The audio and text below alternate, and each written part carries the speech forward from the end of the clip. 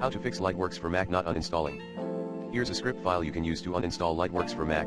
#bin/bash #stop the Lightworks application osascript equip app Lightworks #remove the Lightworks application and its associated file sudo rmrf/application/lightworks.app rmrf/library/application /support/library/application/support/editshare/rmrf/library/application/preferences/com.editshare.lightworks.plist rmrf/library/save /application/state/com.editshare.lightworks.savedState/ echo Lightworks has been uninstalled from your Mac.